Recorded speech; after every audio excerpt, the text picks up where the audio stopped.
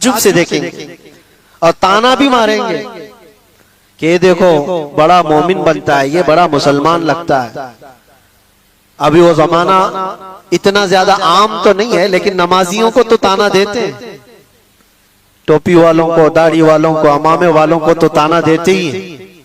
हुजूर की सुन्नत पर जो आता है उसको नहीं लोग मजाक में लेने लग जाते हैं। याद रखना, कुफ्फार और मुशरिकीन जो मजाक कर रहे हैं वो तो जहन्नम में जाएंगे, लेकिन कोई मुसलमान अगर हुजूर की सुन्नतों का मजाक करेगा तो दायरे इस्लाम से खारिज हो गया, उसने कुफ्र किया है। हुजूर पाक सल्लल्लाहु तआला अलैहि वसल्लम की सुन्नत को हल्का जानना कुफ्र है। अब सुनो, इतना ही नहीं, उस शर के बारे में हजरत हुज़ैफा ने जो पूछा था, ये खैर के बाद जो शर आएगा, बुराई आएगी, वो क्या क्या होगी। हुजूर ने फरमाया ऐसा होगा कि हथेली पर अंगारा लेकर खड़ा होना आसान होगा, मुसलमान बन करके रहना और मुश्किल। मफहूम हदीस बता रहा, ईमान पर कायम रहना इतना मुश्किल हो जाएगा, हथेली पे जैसे अंगारा लेकर खड़ा होना मुश्किल है। ऐसा ही है आज। अमानत के साथ बरकरार रहना, नजरों की हिफाजत के साथ कायम रह जाना, हुजूर की सच्ची मोहब्बत, अकीदत और उनकी उल्फत के साथ इस जमाने में जी लेना अपने हथेली पे अंगारा रखने से कम नहीं है।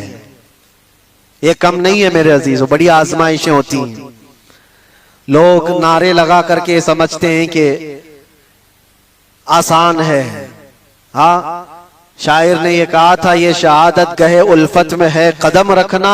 लोग आसान समझते हैं मुसलमान होना, कदम कदम पर शहादतें, कुर्बानियां हैं। अब सुनो एक और हदीस, यहां तक तुम परेशान हो चुके होंगे, इतने परेशान हो चुके होंगे कि कभी कब्रिस्तान की तरफ से गुजर रहे होंगे तो हुजूर फरमाते तुम कब्रों वालों को देख करके ये तमन्ना करोगे काश उसकी जगह मैं होता तो अच्छा होता, क्योंकि वो फितनों से बचकर चला गया, हमसे पहले चला गया, अब महफूज सोया है, और हम रोजाना एक नए फितने का मुकाबला कर रहे हैं। ये कैफियत आएगी ईमान वालों पर।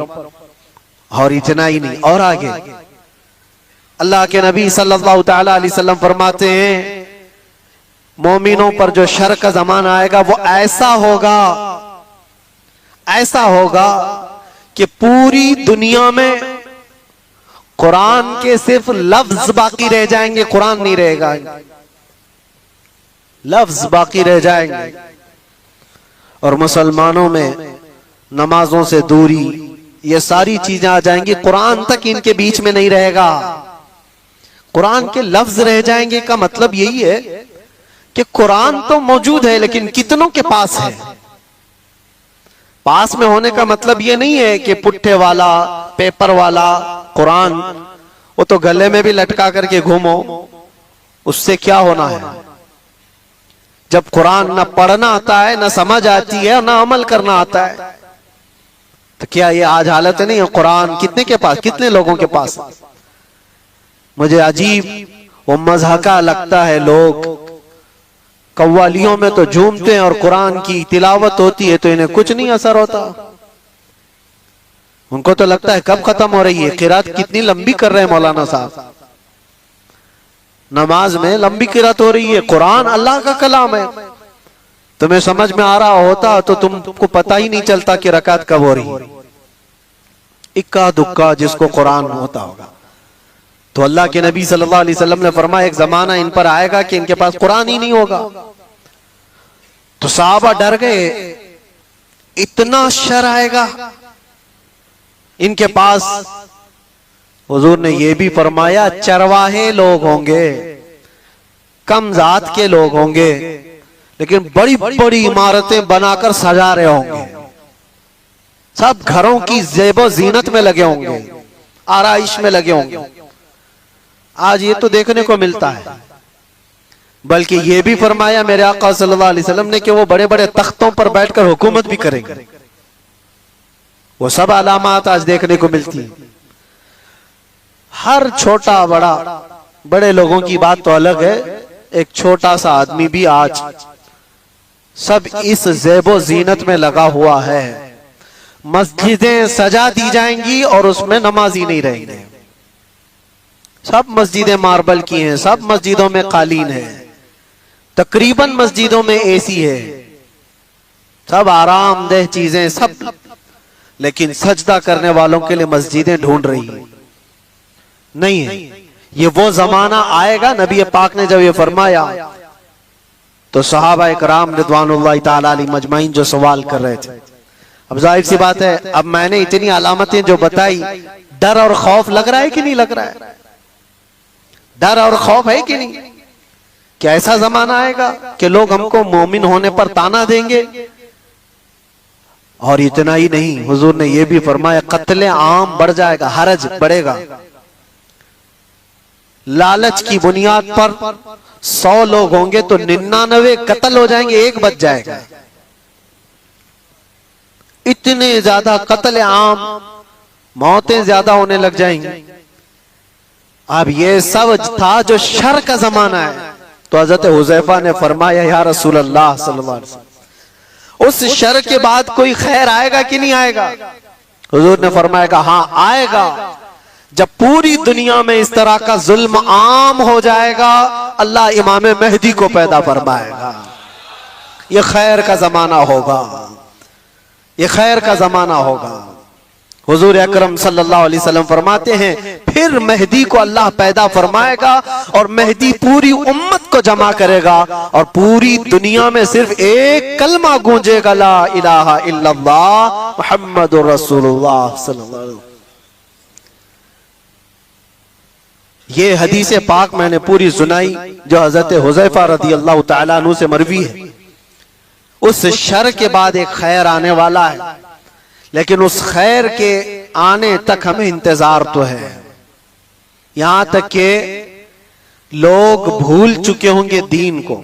नबी पाक सल्लल्लाहु तआला अलैहि वसल्लम ने इमाम मेहदी के ज़हूर से पहले जो चीजें हैं उसके लिए इरशाद फरमाया कि लोग दीन पूरा भूल चुके होंगे, कुरान इनके बीच में नहीं होगा, तब इमाम मेहदी आएंगे। दुआ तो हम ये करते ही हैं कि अल्लाह ताला इमाम मेहदी का जमाना अता फरमाए। हर एक की ख्वाहिश है जो इमाम मेहदी का ज़हूर और तज़किरा सुनता है, वो एक परचम तले पूरी दुनिया जमा होगी, वो दौर कैसा होगा।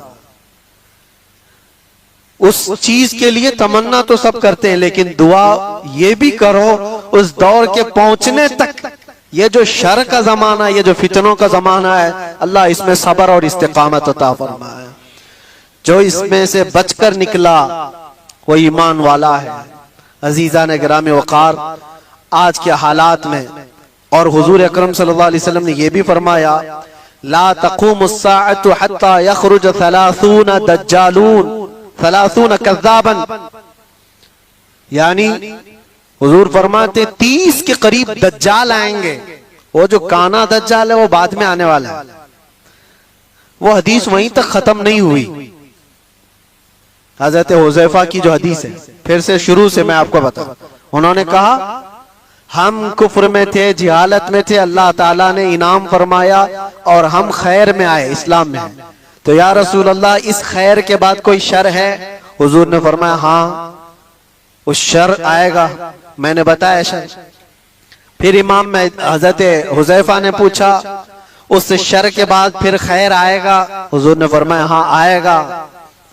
इमाम मेहदी को अल्लाह ताला मबूस फरमाएगा, पैदा फरमाएगा।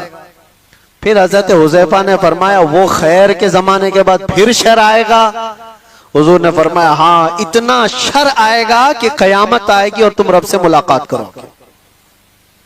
ये आखिरी दौर है, यानी ये नहीं है कि इमाम मेहदी के दौर के बाद फिर सब कुछ सही हो जाएगा। वो जमाना लिमिटेड टाइम का है, उसके बाद फिर शर आएगा और ऐसा शर आएगा कि पूरी रोए जमीन पर कोई कलमा पढ़ने वाला ही नहीं रहेगा। कयामत ईमान वालों पर नहीं आएगी, इतनी बात याद रखो। पूरी रोए जमीन पर एक भी ईमान वाला होगा तब तक कयामत नहीं आएगी। कयामत सिर्फ और सिर्फ कुफ्फार और मुशरिकीन पर आएगी। कयामत वो सबसे बड़ी आजमाइश, बहरहाल जिन आजमाइशों से हम आज गुजर रहे हैं, इसमें अल्लाह के नबी सल्लल्लाहु अलैहि वसल्लम ने फरमाया इस्बिरू, सबर करो, सबर करो। सब्र दो किस्म का है, सब्र अलल मसाइब, सब्र अलल मासी। मुसीबतों पर भी सब्र करना है, ये आसान है। जो बड़ा सब्र है ना, वो दूसरी किस्म का है। हुजूर पाक सल्लल्लाहु अलैहि वसल्लम ने फरमाया सब्र करो। सब्र, मशक्कत आई, मुसीबत आई, कोई इस तरह से घिर गया परेशानियों में कि निकलना मुश्किल है, ये सब इसको कहते हैं सब्र अलल मसाइब। मुसीबतों पर सब्र करना ये छोटा है। और बड़ा सब्र क्या है? ख्वाहिशाते नफसानिया और गुनाहों पर सब्र करना, ये बड़ा सब्र है। ये बड़ी आजमाइश है। दुनिया तुम्हारे सामने सब ओपन करके लाएगी, हर चीज खोल कर लाएगी। एक हदीस पाक ये भी अल्लाह के नबी सल्लल्लाहु अलैहि वसल्लम फरमाते हैं, फितने ऐसे जाहिर होंगे तुम पर, ऐसे जाहिर होंगे कि शाम में मोमिन होंगे, सुबह काफिर हो जाएंगे। सुबह मोमिन होंगे, शाम में काफिर हो जाएंगे। युस्बिहु मुमिनन व युमसी काफिरन, अल्लाह के रसूल सल्लल्लाहु अलैहि वसल्लम फरमाते हैं। और फितनों का ज़ुहूर ऐसा होगा, इतनी आजमाइशें कि हुजूर पाक सल्लल्लाहु अलैहि वसल्लम ये फरमाते हैं, एक फितना दूसरे फितने को अच्छा करके दिखाएगा। ये अच्छी चीज है, यूज करने वाली चीज है। ये बहुत सारे लोग उन फितनों को बेहतर समझ करके उसमें मुलव्विस हो जाएंगे। ये सब कयामत की निशानियों में, आखिरी जमाने में होने वाले हवादिस। और रसूल पाक सल्लल्लाहु तआला अलैहि वसल्लम ये भी इरशाद फरमाते हैं कि मैं यहीं से देख रहा हूं, जैसे तस्बीह के दाने टूट कर बिखर जाते हैं। तस्बीह अगर टूट जाए तो इसके दाने जिस तरह बिखर जाते हैं, तुम पर फितने इस तरह से होंगे, एक दाना पकड़ने जाओगे दूसरा निकल जाएगा, दूसरा पकड़ने जाओगे तीसरा निकल जाएगा। तुम इन फितनों से बचने के लिए एक का हल तलाश करते होंगे, दूसरा खड़ा हो जाएगा, दूसरा तलाश होंगे, तीसरा खड़ा हो जाएगा। हमें जीना तो अब इन्हीं के बीच में है, ईमान के साथ जीना है। अब उन तमाम बातों के बाद हजरत हुज़ैफा रज़ी अल्लाह तआला अन्हु ने ये सवाल पूछा, या रसूल अल्लाह सल्लल्लाहु अलैहि वसल्लम, शर के बाद खैर आया, खैर के बाद शर, शर के बाद खैर, फिर खैर के बाद शर, लेकिन जब जब शर का जमाना आए आप हमें क्या वसीयत फरमाते हैं? जब जब शर का जमाना आए आप हमें क्या वसीयत फरमाते हैं? हुजूर पाक सल्लल्लाहु तआला अलैहि वसल्लम इरशाद फरमाते हैं, जो बंदा ये कहा, जो कुरान की आयत में इन्नल्लज़ीना क़ालू रब्बुनल्लाह, जिन्होंने ये कहा हमारा रब, कहते हो कि नहीं कहते हमारा रब?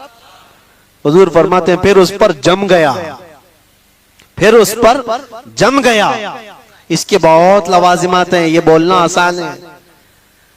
हमने ये कहा हमारा रब अल्लाह है, अल्लाह सबसे बड़ा है, अल्लाह सबसे बड़ी ताकत मालिक है, ये कहा और उस पर जम गया। इसका मतलब है अपने हर शय में ये मानता है कि जो कुछ भी होगा वो अल्लाह की मर्जी से होगा, इस पर जमा रह गया। फिर दूसरी चीज हुजूर पाक सल्लल्लाहु अलैहि वसल्लम फरमाते हैं, वह आखिरत पर, आखिरी दिन पर अल्लाह से मुलाकात करने को सबसे ज्यादा यकीन रखता हो, इन शर के जमाने में वो महफूज रह जाएगा।